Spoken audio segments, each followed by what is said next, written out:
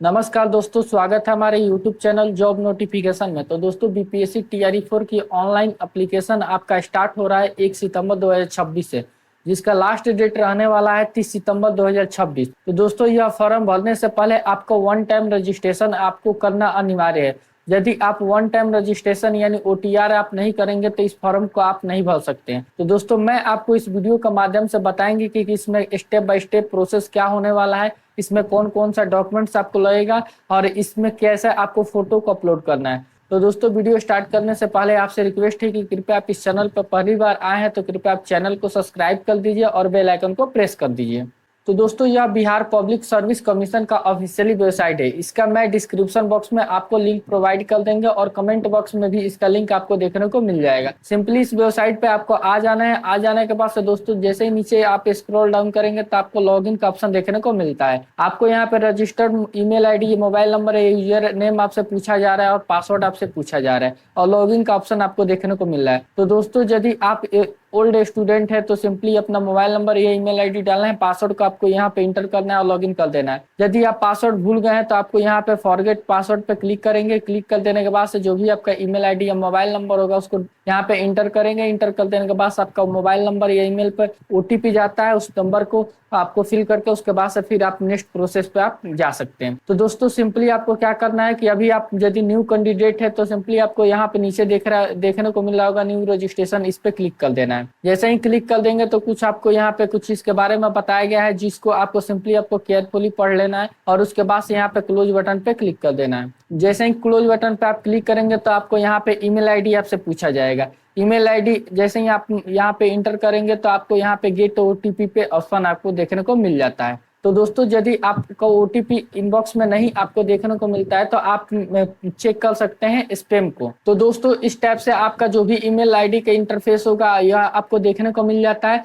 इस पे यहाँ पे 3 डॉट पे आपको क्लिक कर देना है। तो दोस्तों, क्लिक कर देने के बाद से आपको इस टाइप का आपको इंटरफेस देखने को मिल जाएगा। सिंपली आपको यहाँ पे स्पैम का ऑप्शन देखने को मिलेगा। सिंपली आपको यहाँ पे क्लिक कर देना है। क्लिक कर देने के बाद से दोस्तों, इस टाइप का आपको ओटीपी आया है, वहां से आप ओटीपी को इसको फिल कर सकते हैं। तो दोस्तों, ईमेल आईडी को ओटीपी आपको फिल कर देना है। फिल कर देने के बाद से वेरीफाई ओटीपी पर क्लिक करेंगे तो आपका ओटीपी वेरीफाई हो जाता है। उसके बाद से यहाँ पे आपको मोबाइल नंबर का ऑप्शन देखने को मिलता है। मोबाइल नंबर आप यहाँ पे डायल करेंगे, गेट ओटीपी पर क्लिक करेंगे, आपके नंबर पे ओटीपी जाएगा, उसको आपको यहाँ पे फिल कर देना है। उसके बाद से दोस्तों, यहाँ पे आपको पासवर्ड बनाना है। पासवर्ड में आपको पहला कैपिटल लेटर में होना चाहिए, उसके बाद से स्मॉल, उसके बाद से कोई सिंबल होना चाहिए और आपका कोई नंबर भी होना चाहिए। इस टाइप से आपको एक स्ट्रॉन्ग पासवर्ड आपको बना लेना है। बना लेने के बाद से दोस्तों, उसी पासवर्ड को आपको दोबारा यहाँ पे कंफर्म पासवर्ड के लिए आपको इंटर करना है। इंटर कर देने के बाद से यहाँ पे आपका कैंडिडेट का नाम लिखना है। जो भी नाम होगा यह आपका 10th का मार्कशीट के अकॉर्डिंग ही होना चाहिए। फिर दोबारा आपको नाम अपना इंटर करना है। इंटर कर देने के बाद आपके फादर्स नेम पूछा जा रहा है, उनका भी दोबारा नाम आपको इंटर करना है और इंटर कर देने के बाद से मदर्स नेम लिखना है। मदर्स नेम लिख देने के बाद से दोस्तों, यहाँ पे आपका डेट ऑफ बर्थ पूछा जा रहा है। तो सिंपली आप इस कैलेंडर पर क्लिक कर देंगे। कैलेंडर पर क्लिक कर देने के बाद से जो भी आपका मंथ होगा वो आपको यहाँ से सिलेक्ट कर लेना है। कौन सा ईयर में आपका डेट ऑफ बर्थ है वो आपको यहाँ पे सिलेक्ट कर देना है और डेट अपना अकॉर्डिंग सिलेक्ट कर देना है। सिलेक्ट कर देने के बाद से फिर दोस्तों आपको दोबारा उसी डेट को यहाँ पे फिल कर देना है। फिल कर देने के बाद से दोस्तों, यहाँ से आपसे जेंडर पूछा जा रहा है, मेल होंगे मेल, फीमेल होंगे फीमेल और ट्रांसजेंडर होंगे, अपने अकॉर्डिंग जो भी है अपना सेलेक्ट कर देना है। सेलेक्ट कर देने के बाद से फिर दोबारा आपको वेरीफाई करना है और वेरीफाई कर देने के बाद से दोस्तों आई एग्री पे क्लिक कर देना है। जैसे ही क्लिक करके उसके बाद से फिर प्रीव्यू एंड रजिस्टर पे आपको क्लिक कर देना है। तो दोस्तों, जैसे ही आप प्रीव्यू पे क्लिक करते हैं तो यहाँ पे आपको email ID, mobile number, candidate का नाम, आपका फिर आपका फादर्स का नाम, मदर्स का नाम, आपका डेट ऑफ बर्थ और यहाँ पे आपको जेंडर आपको देखने को मिल जाएगा। सिंपली आपको क्या कर देना है, यहाँ पे आपका ये वाला बॉक्स है, यहाँ पे आपको क्लिक कर देना है। सब पे क्लिक कर देना है। क्लिक कर देने के बाद से दोस्तों, यहाँ पे आपको क्या करना है कि यदि कोई गलत है तो आपको यहाँ पे एडिट का डिटेल्स का ऑप्शन देखने को मिल जाएगा। इस पे आप क्लिक कर सकते हैं और नहीं तो कन्फर्म रजिस्ट्रेशन पे आपको क्लिक कर देना है। तो दोस्तों, यहाँ पे आपको एक नोट देखने को मिलेगा कि यदि आप इसको सबमिट कर देते हैं तो आपको इसमें कोई भी चेंज आपको करना नहीं है। तो फिर इस बात को आपको केयरफुली आपको इस बात को ध्यान रखना है कि कोई स्पेलिंग मिस्टेक नहीं हो, चाहे डेट ऑफ बर्थ सब कुछ अपने फिल कर देने के बाद से दोस्तों, यहाँ पे आपको कंफर्म रजिस्ट्रेशन पे क्लिक कर देना है। तो दोस्तों, जैसे ही आप कंफर्म करेंगे तो आपसे पूछा जाएगा कि डिजी लॉकर है आपके पास कि नहीं। यदि नहीं है तो फिर आप नो करेंगे तो फिर भी आपको डिजी लॉकर से वेरिफिकेशन करना है। तो सिंपली आपको क्या करना है, यस पे क्लिक कर देना है। तो दोस्तों जैसे ही आप यस पे क्लिक करेंगे तो आपको यहाँ पे डिजी लॉकर का इंटरफेस देखने को मिल जाएगा। यहाँ पे आपको सिंपली क्या करना है, मोबाइल नंबर लिखना है और आपको पिन यहाँ पे लिखना है। यदि आप न्यू कैंडिडेट है तो आपको साइन अप पे क्लिक करेंगे।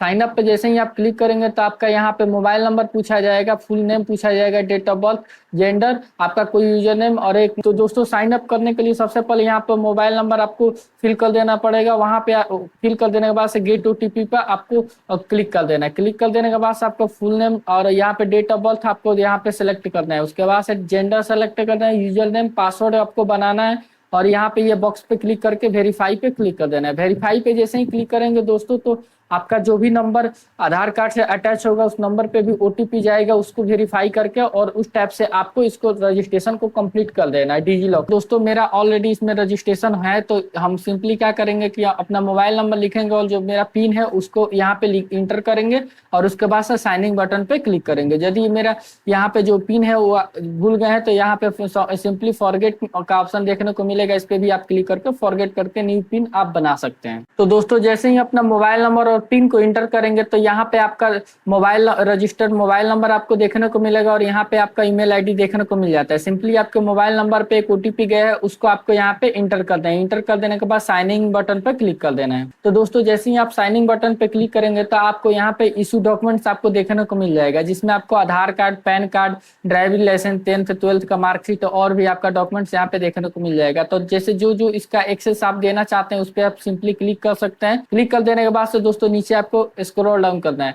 यहाँ पे आपको देखने को मिलेगा कि ये बोल रहा है कि बीपीएससी का जो भी आपका ऑथराइज है उसको आप अलाउ कर रहे हैं, तो इसको सिंपली आपको इस पे क्लिक कर देना है। तो दोस्तों जैसे ही लॉगिन करेंगे तो यहाँ पे आपको एक नोट देखने को मिलता है जिसमें आपको यह बोला जाएगा कि उम्मीदवार के प्रोफाइल लॉक होना अनिवार्य है और वन टाइम रजिस्ट्रेशन करने में सभी आवश्यक विवरण प्रदान करें और अपने प्रोफाइल को लॉक करें। तो दोस्तों क्या करना है कि आपको यहाँ पे सिंपली इस पे क्लिक कर देना है। तो दोस्तों जैसे ही आप इस पे क्लिक करेंगे तो यहाँ पे आपको पर्सनल डिटेल्स आपको देखने को मिलेगा। यहाँ पे आपका नाम देखने को मिलेगा, हिंदी में आपका नाम देखने को मिलेगा, आपका डेट ऑफ बर्थ होगा और आपका जो भी जेंडर होगा यह आपको देखने को मिल जाएगा। आपके पिता का नाम, मदर्स नेम आपको यहाँ पे देखने को मिल जाएगा। जो भी आपका मैरिज स्टेटस है वो आपको यहाँ पे बताना है। उसके बाद से उसको वेरीफाई करना है और यहाँ पे आपको आईडी के टाइप बताना है। आधार कार्ड होगा, पैन कार्ड होगा, ड्राइविंग लाइसेंस होगा, अपने अकॉर्डिंग आपको सेलेक्ट करना है। सेलेक्ट कर देने के बाद से दोस्तों जैसे मेरा आधार कार्ड है तो उसका आधार कार्ड का नंबर आपको यहाँ पे बताना होगा।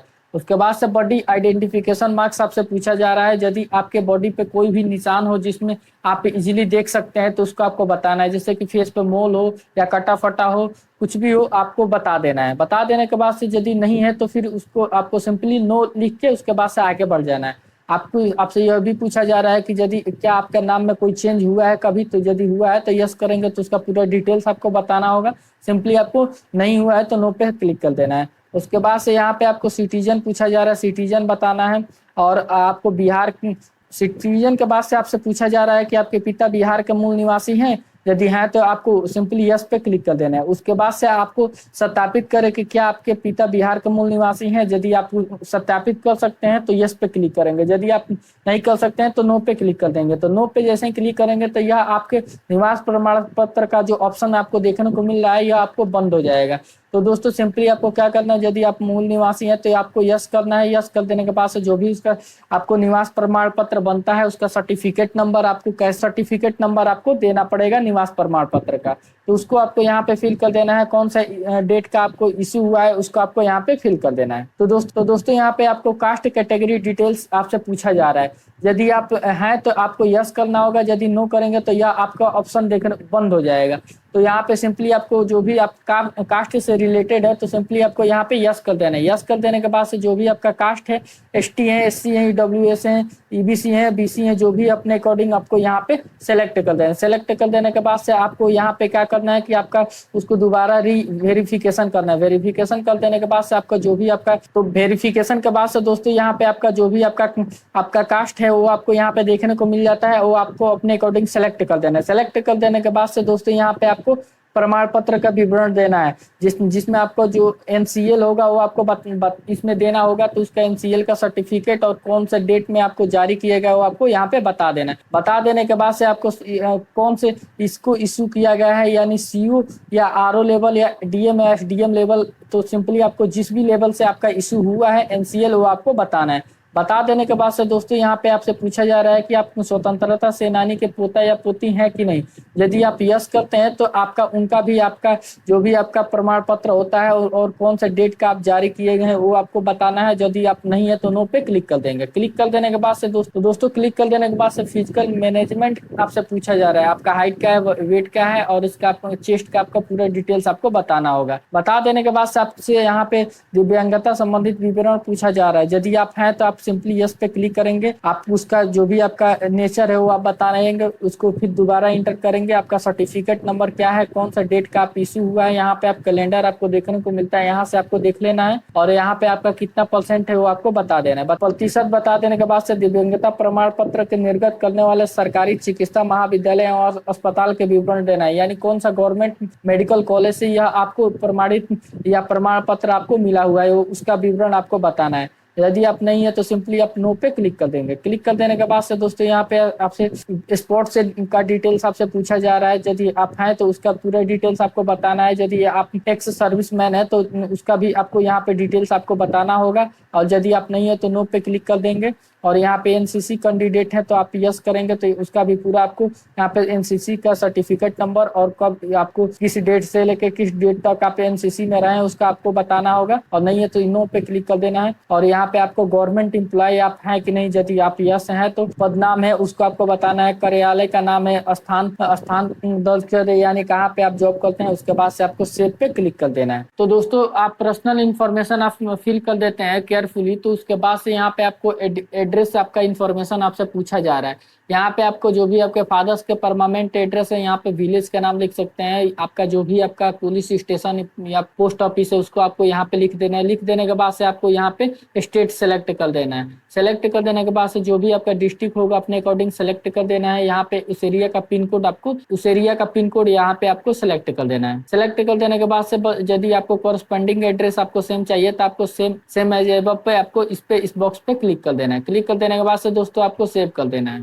तो दोस्तों यहाँ पे एड्रेस इन्फॉर्मेशन फिल कर देने के बाद से अदर इन्फॉर्मेशन को आपको देखने को ऑप्शन मिल जाता है। यहाँ पे सिंपली आपसे पूछा जा रहा है कि किसी न्यायालय में आपका कोई अभियोजन तो लंबित तो नहीं, यानी आपके ऊपर कोई केस तो नहीं है। यदि है तो आपको यहाँ पे यस करेंगे और यस करने के बाद उसका डिटेल्स भी आपको इस प्रकार आपको फिल कर देना है। फिल कर देने के बाद से आपसे यह भी बोला जा रहा है कि बीपीएससी या यूपीएससी या कोई भी आपके किसी भी संगठन द्वारा आयोजित परीक्षा या चयन के लिए वर्जित या काली सूची में तो नहीं डाला गया। यदि डाला गया तो आपको यस करना होगा, नहीं तो नो पे। सिंपली सारे ऑप्शन पे आपको नो पे क्लिक कर देना है। क्लिक कर देने के बाद से नीचे स्क्रॉल ऑन करेंगे तो आपको यहाँ पे पुरस्कार या पद या छात्रवृत्ति आदि के बारे में आपसे पूछा जाएगा। इसमें आपको जो भी है आपको अपने अकॉर्डिंग आपको सेलेक्ट कर देना है। जो कि आप इसके पहले वाले जो इंटरफेस है पर्सनल डिटेल्स में उसमें आप इसको फिल किए होते तो वहां पे आपको पूरा उसका डिटेल्स आपको फिल करना होता है, परंतु आप नहीं किए हैं तो यहाँ पे इसीलिए यह ऑप्शन आपको देखने को नहीं मिलता है। तो दोस्तों यहाँ पे फिजिकल टीचर के बारे में आपसे पूछा जा रहा है। यदि आप फिजिकल टीचर के लिए इस फॉर्म को आप फिल करेंगे तो उसको भी यहाँ पे आपको देखने को मिलेगा। उसका डिटेल्स आपको यहाँ पे अपने अकॉर्डिंग आपको कहाँ से आप प्रशिक्षण लिए हैं उसके बारे में आपको बताना होगा। बता देने के बाद से सिंपली आपको यदि नहीं लिए हैं तो इसको छोड़ के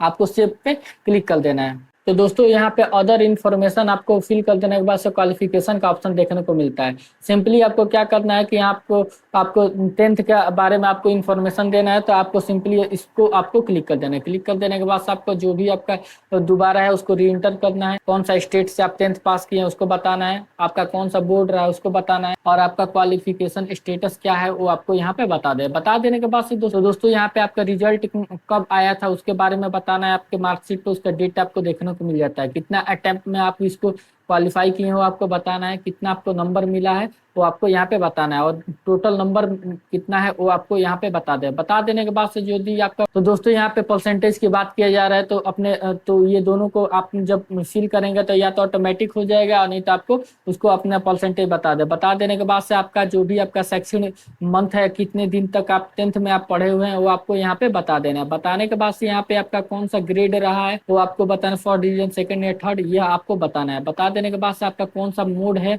या डिस्टेंस है या रेगुलर है वो आपको अपने अकॉर्डिंग फिल कर देना है। फिल कर देने के बाद से फिर दोस्तों यहाँ पे आपका रोल नंबर है, रोल नंबर फिल कर देना है। और फिल कर देने के बाद से दोस्तों यहाँ पे कौन से वर्ष में आप उत्तीर्ण हुए हैं वो आपको फिल कर देना है। ऐसे ही आपको 12th के लिए आपको यहाँ पे सिंपली ऐड बटन पे आपको क्लिक करना है। तो दोस्तों जैसे ही आप 10th का डिटेल्स फिल कर देंगे तो आपको 12th का डिटेल्स भी फिल करना है। यहाँ पे आपको 12th आपको सेलेक्ट कर देना है, दोबारा आपको सेलेक्ट करना है, कौन सा स्टेट से आप पास आउट हुए हैं वो आपको यहाँ पे बताना है। बता देने के बाद से दोस्तों कौन सा बोर्ड रहा है वो आपको बताना है। क्वालिफिकेशन स्टेटस के बारे में पूछा जा रहा है। क्वालिफिकेशन स्टेटस यदि आप पास हो गए हैं तो उसको आपको बताना है। आपका जिस डेट में आपका रिजल्ट आउट हुआ है उसका डेट मंथ और ईयर आपको बताना है। और कितने अटेम्प्ट में आप पास किए हैं उसको आपको यहाँ पे बताना है। कितना आपका नंबर मिला है और कितना में से आपका नंबर मिला है ये आपको बताना है। उसके बाद से दोस्तों यहाँ पे आपका परसेंटेज पूछा जा रहा है, अपने अकॉर्डिंग अपना सेलेक्ट कर देना है। तो दोस्तों यहाँ पे आपको 12th का एकेडमिक मंथ बताना है। तो यदि आप कितने दिनों में आप इसको पास आउट किए उसको आपको बताना है। आपका कौन सा ग्रेड रहा है, फर्स्ट डिवीजन, सेकंड डिवीजन, या कौन सा मोड रहा है, डिस्टेंस रहा है या रेगुलर रहा है वो अपने अकॉर्डिंग बता देना है। उसके बाद से दोस्तों यहाँ पे आपका जो भी आपका कंपलसरी सब्जेक्ट रहा है उसके बारे में आपको बता देना है। बता देने के बाद से आपसे पूछा जा रहा है कि यदि कोई ऑप्शनल सब्जेक्ट रहा है तो उसको आपको बताना है। फिर आपका जो भी रोल नंबर है उसको आपको बताना है। और उसके बाद से दोस्तों यहाँ पे आपको उत्तीर्ण होने का वर्ष आपको बता देना है। बता देने के बाद से दोस्तों ऐसे ही आपको ग्रेजुएशन का भी आपको सर्टिफिकेट को ऐड करना है। और उसके बाद से ऐसे ही आपको बीएड या डीएलएड किए हैं उसको भी आपको सर्टिफिकेट को ऐड करना है। यहाँ पे दोस्तों जैसे ही आप इस पे देखने को मिलेगा कि आपको जो भी आपका सर्टिफिकेट है यहाँ पे डिप्लोमा हो गया, फेलोशिप हो गया, फिर उसके बाद से फिर आपका इंटर्नशिप हो गया, ग्रेजुएशन का एमफिल हो गया, जितना भी आपका पोस्ट है वो आपको एक एक करके स्टेप बाय स्टेप आपको सारे चीज को ऐड बटन पे क्लिक करके यहाँ पे आपको ऐड करते जाना है। जैसे ही आप ऐड करते जाएंगे तो यहाँ पे आपको दोस्तों यहाँ पे उसके बारे में आपको देखने को मिल जाता है। तो यहाँ पे आपका क्वालिफिकेशन का टाइप और उसके बाद से फिर नेम ऑफ क्वालिफिकेशन बोर्ड आपको मिल जाएगा। फिर आपको सारे डिटेल्स यहाँ पे आपको देखने को मिल जाता है। तो दोस्तों सिंपली आपको क्या करना है, 10th का मार्कशीट के बाद से 12th, उसके बाद से ग्रेजुएशन, उसके बाद से कोई इंटर्नशिप किए हैं उसके बारे में भी बताना है। फिर आपको बीएड या डीएलएड किए हैं उसके बारे में बताना है।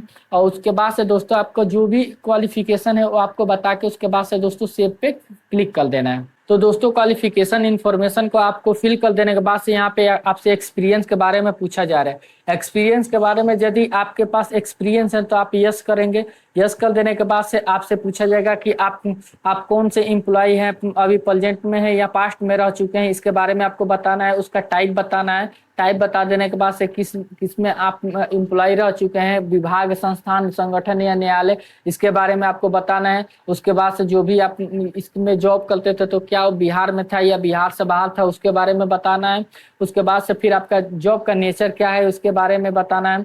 और आपका कितना मूल वेतन है और कौन सा संस्थान का नाम है यह आपको यहाँ पे देखने को मिल जाता है। यहाँ पे आपको बताना है। यदि आपका संस्थान का नाम नहीं है तो यहाँ पे आपको नॉट अप्लीकेबल पे आपको क्लिक कर देना है। क्लिक कर देने के बाद से दोस्तों यहाँ पे आपका कौन सा स्टार्टिंग डेट रहा है उसको आपको बता देना है। और कितना दिन तक आप जॉब किए हैं उसको आपको बता के आपको सिंपली सेव बटन पे क्लिक कर देना है। यदि कोई कैंडिडेट एक्सपीरियंस नहीं है तो सिंपली आपको उनको नो बटन पे क्लिक कर देना है और सेव बटन पे क्लिक कर देना है। तो दोस्तों जैसे ही एक्सपीरियंस इन्फॉर्मेशन आप फिल कर देंगे तो आपको अपलोड फोटो और सिग्नेचर का ऑप्शन देखने को मिल जाता है। सिंपली आपको तो दोस्तों यहाँ पे एक्सपीरियंस इन्फॉर्मेशन आप जैसे ही फिल कर देते हैं तो यहाँ पे आपको अपलोड फोटो और सिग्नेचर का ऑप्शन देखने को मिलता है। सिंपली आपको फोटो जो भी होगा वो लाइव फोटो अपलोड करना है।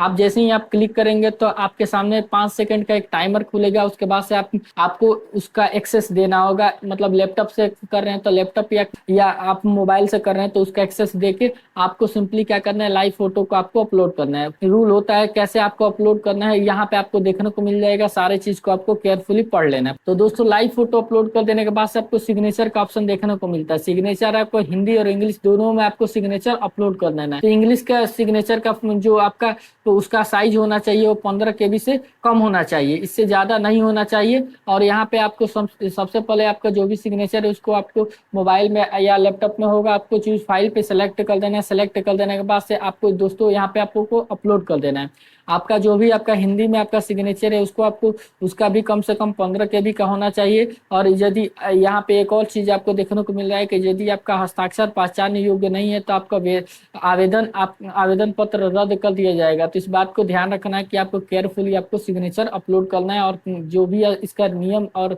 रूल है उसी के अकॉर्डिंग आपको फिल कर देना है। तो दोस्तों यहाँ पे क्लिक करेंगे, आपको फिल कर देना है। उसके बाद से आई एग्री बटन पे क्लिक करेंगे। आई एग्री बटन पे क्लिक कर देने के बाद से सबमिट एंड लॉग पे प्रोफाइल पे का ऑप्शन देखने को मिल जाता है। तो दोस्तों क्या करना है, सबमिट एंड लॉग प्रोफाइल पे आपको क्लिक कर देंगे। तो दोस्तों जैसे ही सबमिट एंड लॉग प्रोफाइल पे क्लिक करेंगे तो जो भी आपका डिटेल्स है वो आपको एक बार प्रीव्यू करने का ऑप्शन देखने को मिलेगा। उसको केयरफुली आप प्रीव्यू कर लेना है। प्रीव्यू कर देने के बाद से दोस्तों आपको फाइनल सबमिट बटन पे क्लिक कर देना है। यदि आपका कोई गलत होगा तो एडिट का भी ऑप्शन देखने को मिलता है, आप एडिट कर सकते हैं। और उसके बाद से दोस्तों आप फाइनली जब सबमिट कर देंगे तो आपके सामने एक पीडीएफ आपको मिल जाएगा। उसको आपको प्रिंट आउट या अपने मोबाइल में रख लेना है। और रख लेने के बाद से दोस्तों आपको 1 सितंबर 2026 से लेकर 30 सितंबर 2026 के बीच में जो TRE4 का जो फॉर्म भरा जाएगा उसमें आपको वन टाइम रजिस्ट्रेशन करने की जरूरत नहीं होगा और इस टाइप से आपका वन टाइम रजिस्ट्रेशन कंप्लीट होगा।